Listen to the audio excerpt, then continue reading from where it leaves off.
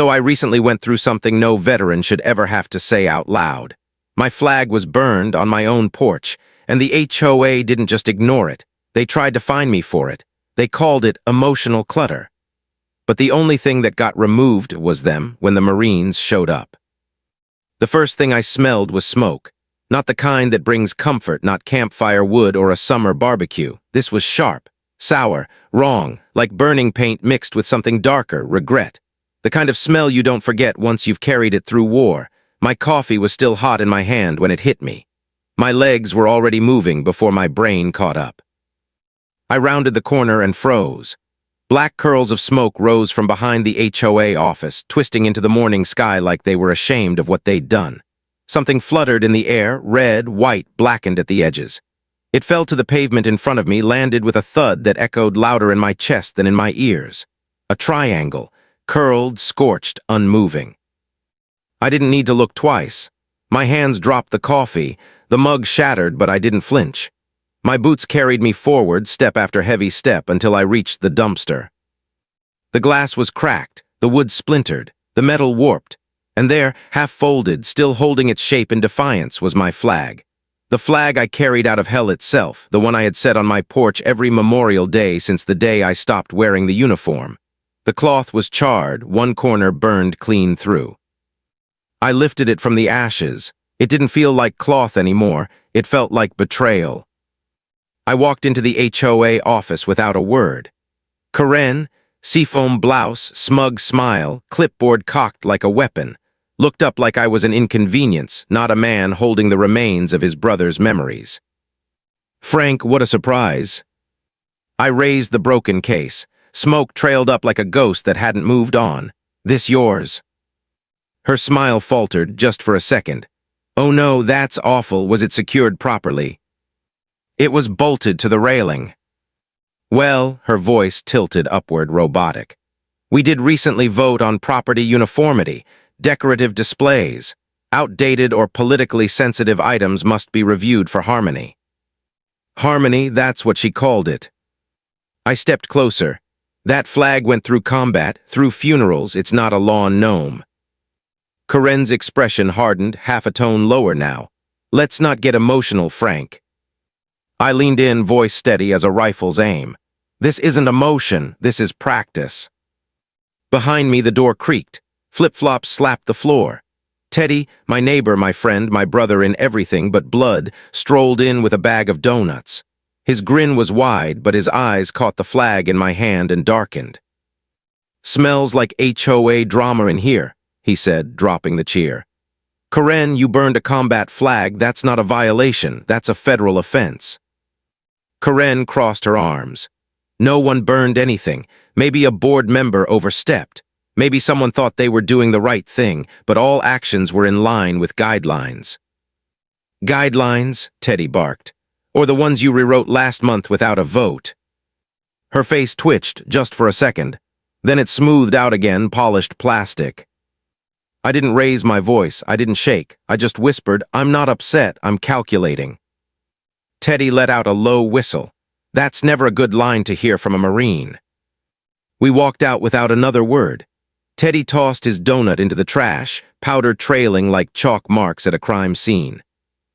Linda was waiting when I got home. Her eyes locked on the flag before she even looked at me. She didn't ask.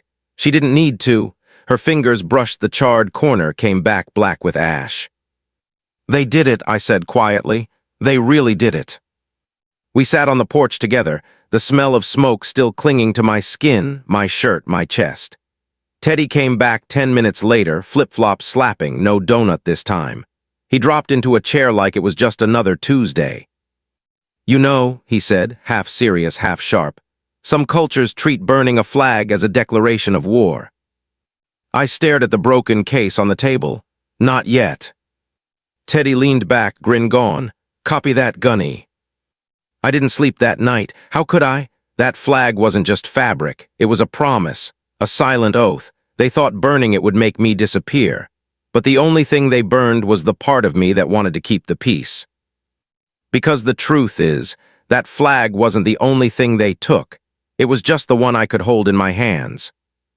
And what they were about to take next would tear open something I thought I had buried overseas. Everyone sees the ashes, but no one sees the memories they carry. That night, long after Linda had gone to bed and Teddy had wandered back home, I sat staring at the broken case on my porch table. The glass cracked like a spider web. The flag blackened, curled, scarred. And in that smoke, I saw something I hadn't let myself see in years. The Humvee was upside down. I didn't know that at first. I just knew the sky had shifted. My helmet was cracked. My ears were ringing, dirt in my mouth, chest tightening like it was filling with water. The air wasn't air at all. It was heat. Not from the sun, from fire. Ramos was screaming, closer than I thought, but still too far. I tried to move, but my arm didn't work. My legs barely answered. And then I saw it above the wreck, above the black smoke, my flag. Half wrapped around the twisted metal, half flapping like it was fighting the flames themselves. I dragged myself toward it, inch by inch, fingers clawing the dirt, nails tearing. I passed Reynolds. His boot was still on. That's how I knew it was him. I wanted to close his eyes, but I couldn't stop. The fire was eating everything. My hand burned when I ripped the flag free. The grommets melted. The edges curled, but it was still there, still holding. By the time I reached Ramos, he was fatting. Blood soaked his chest. Too much, too fast. I pressed the flag against him, not to stop the bleeding, I knew better, but to give him something he recognized. "You're still carrying it," he whispered. He smiled once, then he was gone. 8 of us, only 3 came back. On the flight out, I didn't speak, didn't cry, didn't look at anyone. I just folded the half-charred flag and shoved it into my duffel, my lifeline, my curse. And now, years later, Karen had tossed it into a dumpster like a piece of trash. The porch was quiet, but my head was still in the desert. I heard the blast again, smelled the smoke, felt the heat. My hands clenched until my knuckles cracked. Linda came back outside without a word. She sat next to me, slid a blanket around my shoulders like she had 100 times before. She didn't tell me to move on. She never did. She just stayed. That's how she loved me, quietly, steadily, even when the war followed me home. I built this porch after retirement. Told her all I wanted was a quiet place, a seat where I could watch the sun hit the flag every evening at 5:30, the same time I used to hit my bunk overseas. I laid every board myself, sanded the railing smooth. Positioned the case so the light would strike it just right. When I set it up, Linda handed me a glass of iced tea and said, "Looks good there." That was it. No speeches, no ceremony, just peace. It stayed through winters, through storms, through nights when I couldn't sleep and mornings when I didn't want to wake. Linda saw it all, the way my hands trembled when a car backfired, the way I slept outside on the porch instead of in bed. She never called me broken, just steady. Teddy moved in about 5 years ago. Loud, friendly, always barbecuing in the rain. The kind of guy who waves with 2 hands. He noticed the flag right away. "Combat flag?" he asked. "Yeah." "You mind if I salute it every now and then? My dog chewed the corner of mine." I nodded, and every morning for a month he saluted. One night after a storm, I brought the case down to clean it. He wandered over, saw the back of the cloth, burned, torn, stained.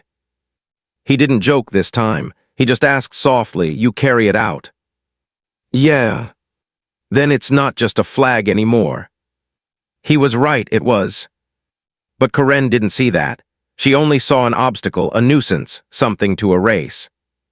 A few weeks before the fire, I had one of my bad nights. Dreamed of the blast, woke up on the porch, palms bleeding from gripping the railing too hard. Linda found me there at sunrise. She didn't scold. She didn't ask questions. She just brought a towel, cleaned my hands, and sat beside me, like it was just another Tuesday. That's who she is. My anchor when the war inside my head tries to pull me under. And that's why the fire hurt worse than any blast. Because it wasn't just about burning a flag. It was about burning the one piece of me that had survived both the battlefield and the years after it. That night, after everyone was asleep, I made a quiet vow. The next time someone came for that flag, or for what it stood for, they wouldn't leave whole. And sure enough, they didn't wait long. 3 days later, an envelope appeared in my mailbox. HOA letterhead, gold seal shining like a badge of false authority. Inside wasn't an apology, it was a fine, a violation notice, a threat disguised as protocol. And as I read the words, one thing became clear. The fire was just their first move. They weren't done. They were only getting started. Everyone thought the fire was the end of it, but I knew better. Fires don't end things, they start them. And sure enough, 3 days later, the real attack arrived. Linda handed me the envelope without a word. White paper, gold HOA seal stamped in the corner like it was a sheriff's star. She didn't sigh. She didn't roll her eyes. She just looked at me and I could see it in her face. This wasn't going to be nothing. I opened it standing right there on the porch. The words were cold, smooth, clinical. Notice of violation, final warning, Section 4.8, non-conforming display. Clause 12, improper symbolism on community-facing fixtures. Clause 15, persistent refusal to uphold neighborhood standards. The letter was a scalpel, not a hammer. $1,000 fine. $200 more for every day I refused to comply. And the kicker, failure to comply may result in forced compliance via municipal partnership. Municipal partnership. That meant cops, court, my home no longer mine. I read it twice, then a third time just to feel the sting. Their language was hollow, bureaucratic, but I didn't miss the bite. They weren't just saying my flag was clutter, they were saying I was clutter, that men like me didn't fit their aesthetic unity. Linda leaned over my shoulder, whispering the word like it was poison. Paraphernalia. Apparently, the flag my brothers died under had been demoted to junk mail. When Teddy showed up, I handed him the notice. He squinted at the text like it was written in code. "Is it just me?" he muttered. "Or does this read like the DMV married a cult?" I didn't answer.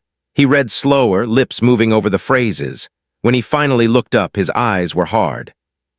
"They're not just fining you, Gunny. They're painting you enemy of harmony." I folded the letter, set it face down on the porch table like evidence, because that's what it was. 2 days later, a teenager in a Maple Crest intern shirt knocked on my door, handed me another envelope, smaller this time, not typed, handwritten. Invitation to HOA meeting. Mandatory attendance requested. Agenda item 3B, community disciplinary discussion. The fine wasn't enough. Now I was an agenda item. Linda tapped the paper twice as she passed. 3 BS in school means you pass. Here, it means you're about to get humiliated. Teddy's take was different. He leaned against the railing, granola bar in hand. "Want me to show up in dress blues and start playing taps the second Karen says your name?" I didn't smile, but I didn't say no. That evening, the third note came, hand-delivered. A man I didn't recognize stepped onto my porch like it was enemy ground. He handed me a folded sheet, avoided my eyes. "From the board," he muttered, then under his breath, almost too soft to hear, "You didn't deserve this." And then he was gone. The note wasn't a notice. It was a threat dressed up as policy. Failure to engage will be seen as forfeiture of defense. HOA reserves right to rule in absentia. I read it twice. No lawyer speak this time, just raw intimidation. That night I sat on the porch long after the others went to bed. I stared at the empty case where my flag had once stood. I reached for my phone, opened the old unit's group chat, typed Monroe's name, then stopped, deleted it. It wasn't time, not yet. But the fact that I almost sent it, that scared me more than the fire, more than the fines, because it meant the war in me was ready to wake up again. Linda came out with a blanket, draped it over my shoulders like always. She didn't scold. She didn't ask. She just said, "You're thinking about the desert again, aren't you?" "No," I said softly. "I'm thinking about the last time someone tried to take something from me that I swore I'd never lose." She nodded once, then whispered, "I hope they know what they've started." The next morning, Teddy brought coffee. He flipped the violation notice over, frowned. "Did you see this?" "What?" "Fine print, Section 9 amendment." I leaned in, read it, and my stomach went cold. The board may authorize property access during compliance emergencies, including removal or modification of visual violations. Teddy looked up, face pale. "They're not just trying to fine you, Frank. They're planning to come inside." And that's when it hit me. The fire wasn't random. It wasn't some overzealous board member making a mistake. It was the opening shot. Because now they weren't just targeting my past, they were coming for my home. And the worst part, I wasn't the only one. Everyone thought it was just my fight, a grudge between one stubborn veteran and one power-drunk HOA president. But when Teddy pulled up the map, I realized how wrong we were. It was early morning. The HOA portal had refreshed overnight, and Teddy had a way of hacking into corners most people didn't know existed. He showed up at my porch with his laptop under his arm and no jokes in his mouth. That alone told me it was bad. He set it down on the table, turned the screen toward me. A map of Maple Crest, my street, my house, a red dot dead center blinking. The label read, "Scheduled for strategic transition, unresolved compliance risk." I didn't move, didn't blink, because I knew what that meant. They weren't just trying to find me, they were trying to erase me. I scrolled further. More red dots appeared. Lot numbers, names, Mr. Lee, Vietnam vet. His mural labeled visual obstruction. Mrs. Rodriguez, widow of a Navy cook. Her patio furniture tagged non-regulation Daker. The Jamesons, retired Army medics, flagged under excessive memorial presence. It wasn't about harmony. It wasn't about flowers or siding colors. It was about targeting the ones who wouldn't bow. Teddy leaned close, voice low, like the walls had ears. "Frank, this isn't just Karen being Karen."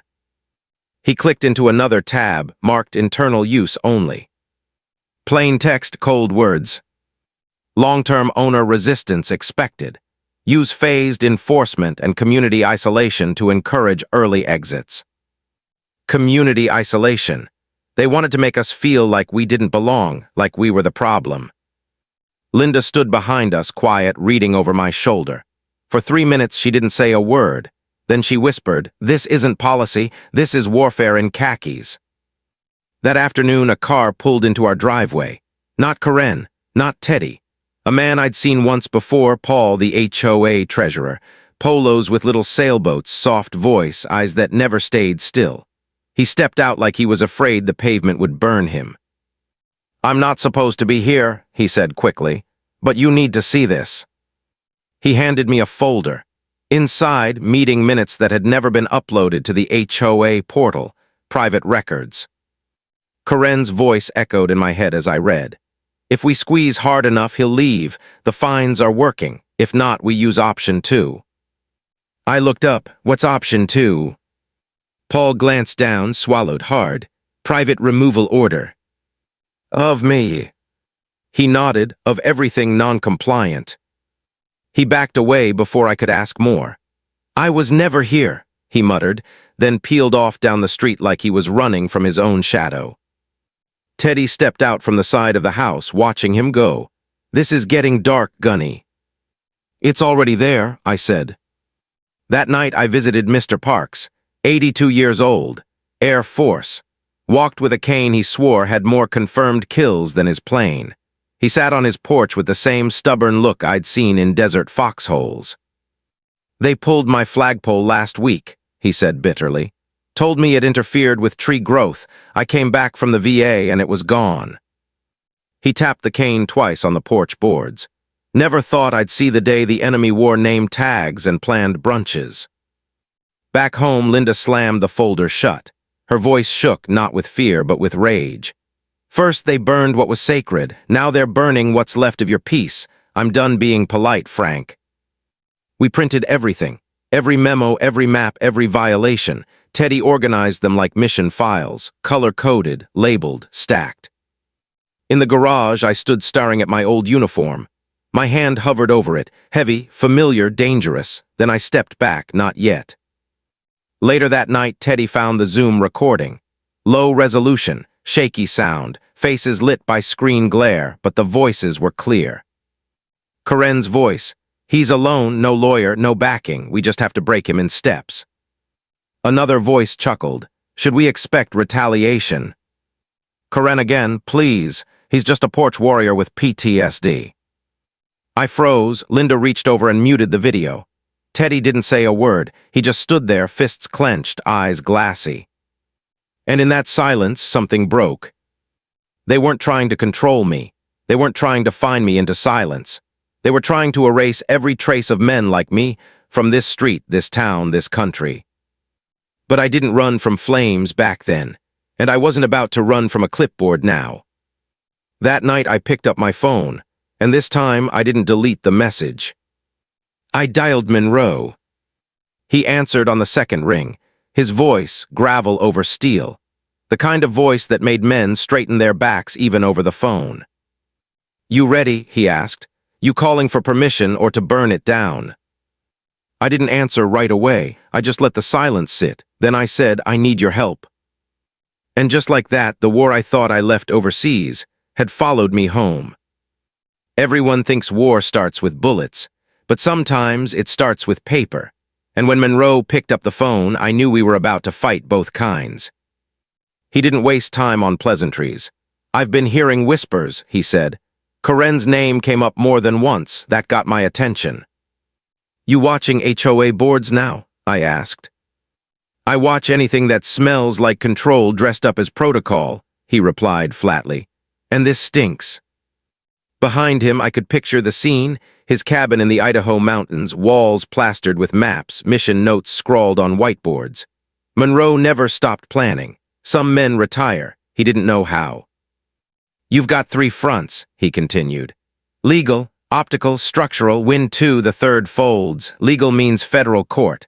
Optical means public narrative. Structural means pulling out their roots before they pull out yours." Linda slid into the seat beside me, notebook open, pen ready. Teddy rolled in a whiteboard like we were planning a raid instead of defending a porch. We weren't just victims anymore, we were mission planning. Monroe gave me a name, Captain Avery Dent, retired JAG officer, known for taking HOA boards apart in federal court. I called her that night. She answered before the second ring, voice sharp, efficient. "Frank Delaney, Monroe gave me your file, send me everything." "You believe me?" I asked. "I believe patterns," she replied. "And yours stinks. Don't go public yet. Let them walk into your trap. Let them think they're winning." Her calm confidence steadied something inside me. This wasn't just survival anymore. It was counteroffense. Meanwhile, Teddy dug deeper. He always did. He found something buried in Karen's financial filings, a second address. "Crestline Management HQ," he muttered under his breath. "Guess who's on the advisory board?" He flipped the screen. Stephen Ashworth, Karen's husband. It wasn't just personal corruption. It was systemic. Real estate manipulation, forced buyouts, quiet evictions dressed up as development. Teddy swore under his breath. These people make cartels look subtle. That night I went out to the garage. The uniform was still there, boxed and sealed. I hadn't touched it in years. My hand hovered over it. I could almost feel the weight of it, the lives carried in its fabric. And then the memory hit, the village. The interpreter warning me, "No, go today, not safe." I went anyway, too proud, too confident. The blast took out the market, took out the road, took out 2 Marines I still see in my sleep. I buried the uniform after that, not out of shame, but out of fear. Fear that if I put it back on, I'd become that man again. Linda came into the garage quietly, like she always did. She saw the look on my face. "You're not that man anymore," she said. "You're stronger now, you know what you're fighting for." Her words anchored me because she was right. This wasn't about orders anymore. It was about home, about dignity, about every neighbor too old or too tired to fight back. We printed everything. Teddy labeled each stack fraud, media plan, witnesses, press strategy. We built a corkboard in the living room, lines connecting names, dates, documents. Monroe called again. His tone was harder now. "This isn't just about you, Frank. This is bigger." "I know," I said. "I'm ready to go loud." That evening, Teddy raised a new flag on my porch. Smaller, untouched, for now. I unfolded the old one, charred edges flacking like ash, placed it into a new case, glass so thick you'd need a tank to break it, locked it, whispering under my breath, "One more mission." But before I could make my move, they made theirs. At 6:12 a.m., 3 hard knocks shook my front door. Not polite, not casual, the kind of knock that means finality. I'd heard it before, on bases where bad news waited behind the door. Linda answered in her robe. 2 sheriff's deputies stood on the porch, unreadable eyes. "Frank Delaney, one asked. Yes. You've been served. He handed me a crisp folder, civil court header. Temporary restraining order, filed by the Maple Crest Homeowners Association. Effective immediately, I was to have no contact with any board members. 300 feet of distance at all times. No meetings, no emails, no visual surveillance. Visual surveillance, like I was some sniper stalking their cul-de-sac. I glanced past the deputies, and there she was, Karen, on her lawn in a pale pink robe, yoga mat under her feet, mug in her hand. She bent into downward dog and smirked over her shoulder like she hadn't just declared psychological war. Linda's breath fogged the window. They're not just here to talk, she whispered. I opened the folder, scanning the claims. Karen had written, Mr. Delaney exhibits escalating hostility. His military background elevates his aggression risk. My service record turned into a weapon against me. Teddy came storming across the yard, phone in hand. You've got to be kidding me. Is this because Frank drinks black coffee and doesn't kiss HOA rings? The deputies didn't answer. Teddy spun toward the street. Hey, Paul, he shouted. The treasurer froze mid-step, ducked inside like we were radioactive. Inside, Linda laid the restraining order flat on the table. Her hands shook, not with fear, but with restraint. Then quietly, deliberately, she tore it. Inch by inch, square by square, until the paper was nothing but scattered confetti.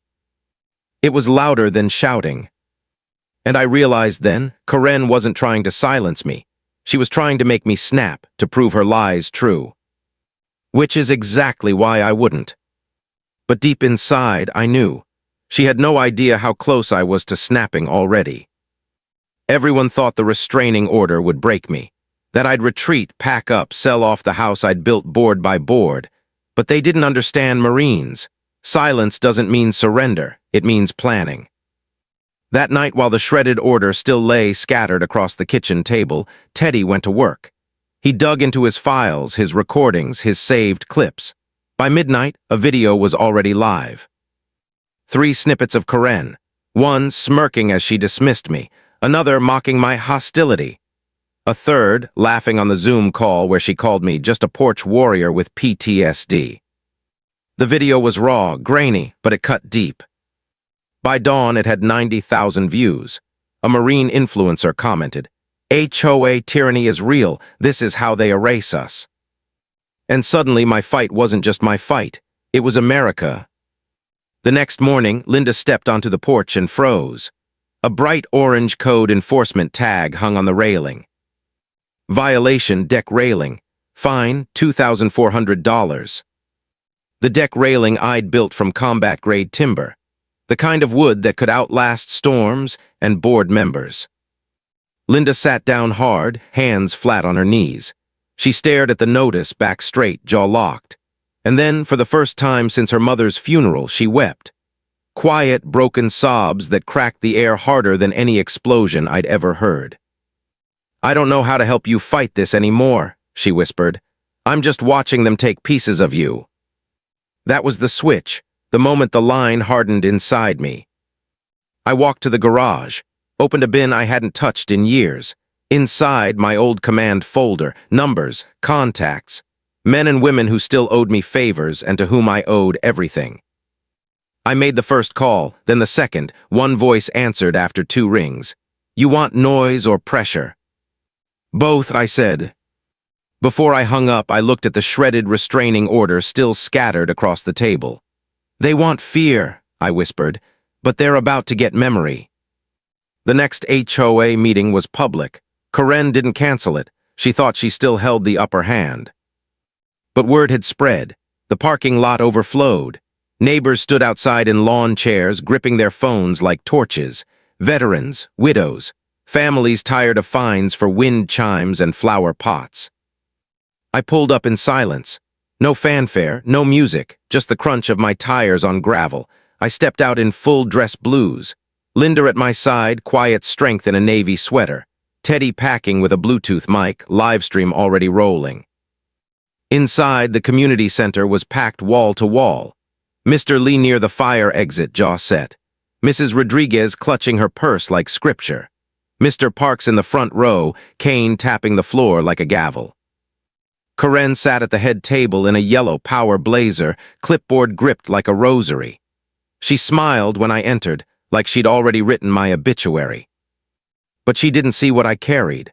Not just the scorched flag centered in its glass case. Not just the binder of evidence Teddy hauled behind me. Not even Monroe's voice ready on a speaker. She didn't see the crowd, and the crowd had already chosen a side.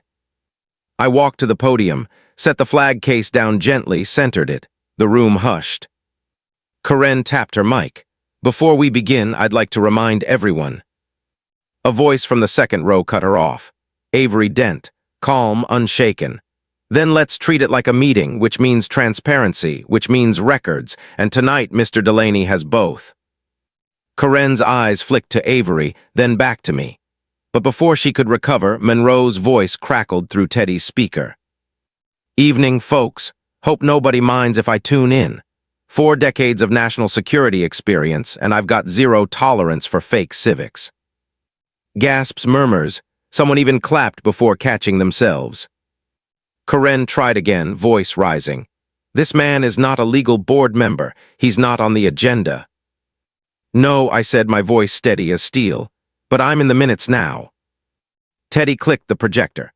The images filled the wall behind me. First, the burned flag in the trash. Next, the violation notices, circled phrases like emotionally polarizing display. Then the internal documents marking homes for strategic transition. The restraining order. The Zoom call. Karen's words echoing. "He's just a porch warrior with PTSD." One by one, heads in the crowd turned. Fists clenched, faces darkened. Karen reached for her mic again, but it was dead. Someone had unplugged it. Teddy smirked. "Oops." Paul, the treasurer, stood up, pale and sweating. I didn't approve this. Karen told us it was beautification, temporary." Avery's voice cut through. "And yet your signature appears on 3 of the red zone letters." Paul wilted, someone booed. And the tide shifted. Karen snapped. "He's turning this into a political rally. None of this is legally binding." I stepped forward. My voice didn't rise, it didn't need to. "Karen, I buried 2 Marines under the flag you burned."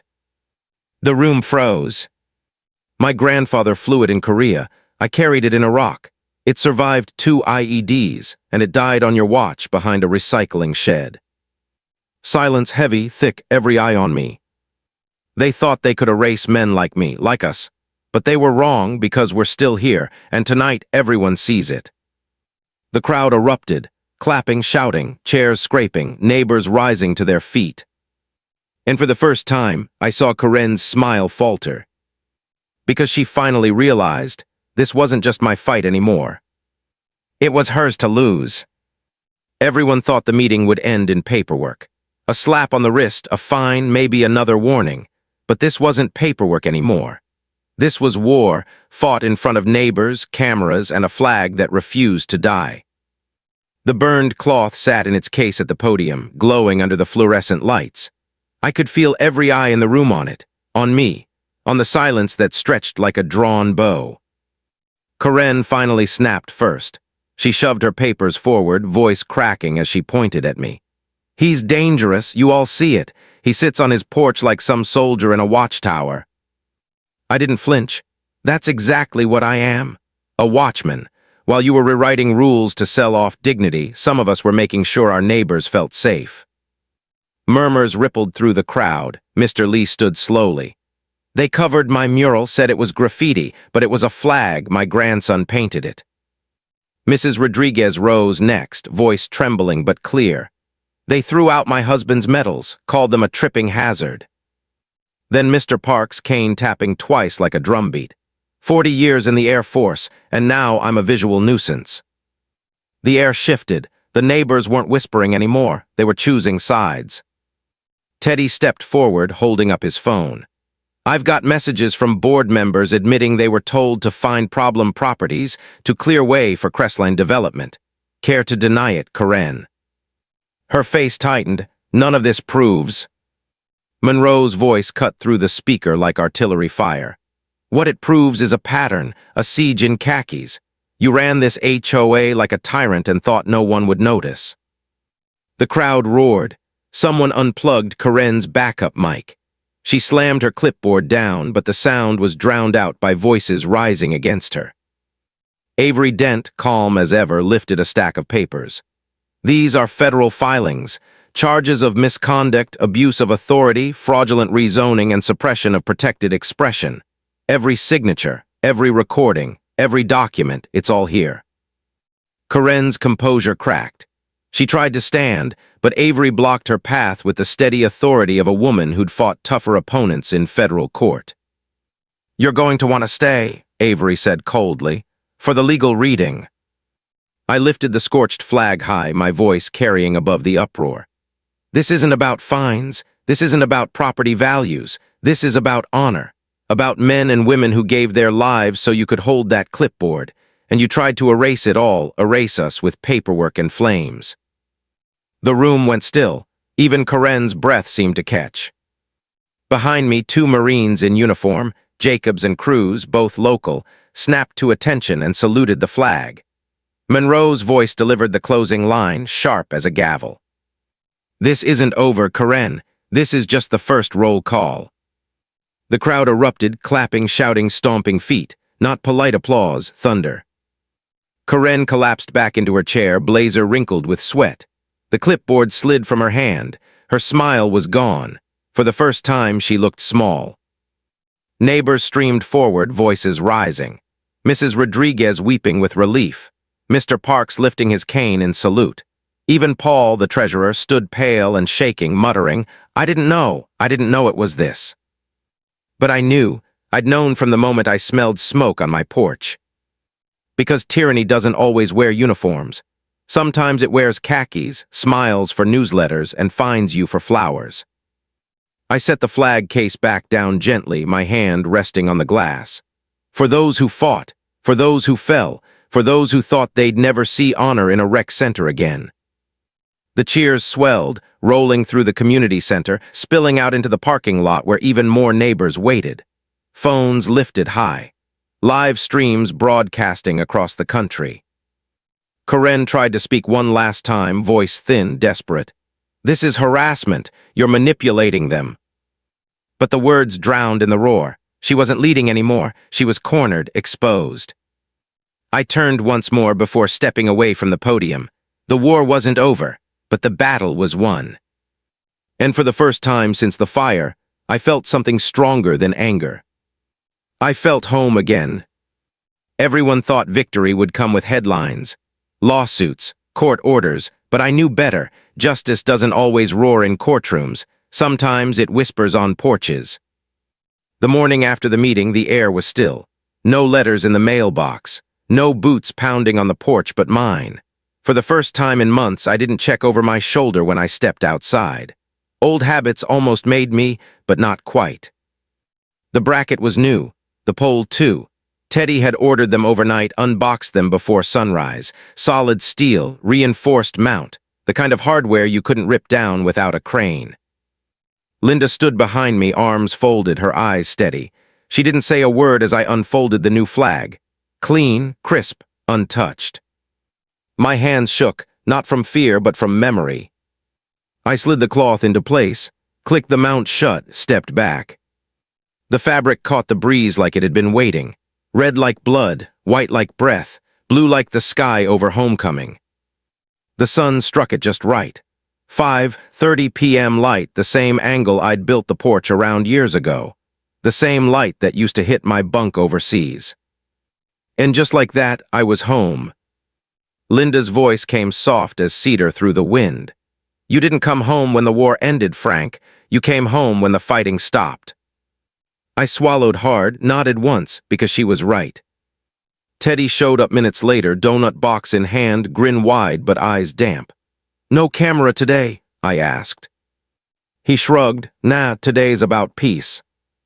He sat down, bit into a pink frosted donut, chewed like it was communion.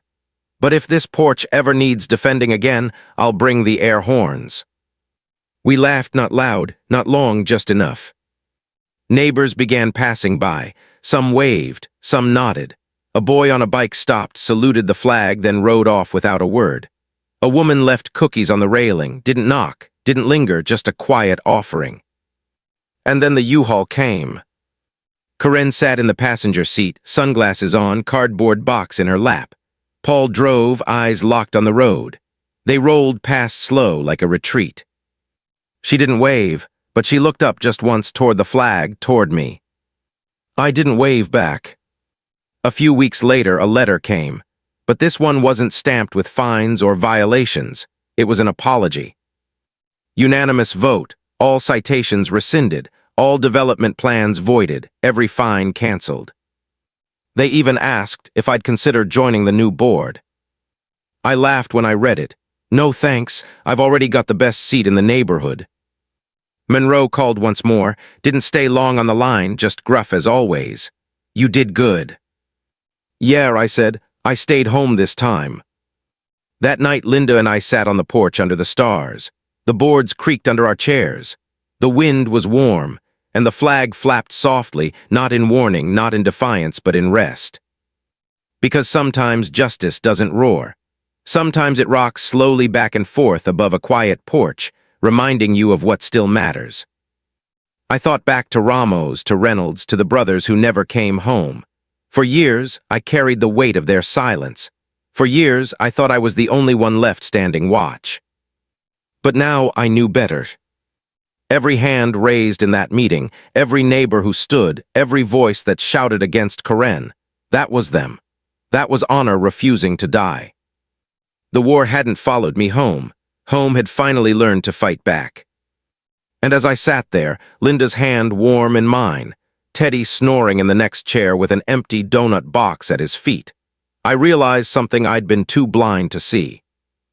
The flag wasn't just memory anymore. It was proof that dignity can be burned, battered, buried, but never erased. Not while we're still here. The night stretched on, stars overhead, quiet around us. The kind of quiet that isn't empty, the kind of quiet that feels earned. And for the first time since the fire, since the Humvee, since the desert itself, I felt at peace. Because sometimes the fight doesn't end with ashes. Sometimes it ends with a flag catching the wind, right where it belongs. You've heard this confession, now wait until you hear the next one, the truth that shatters everything you thought you knew.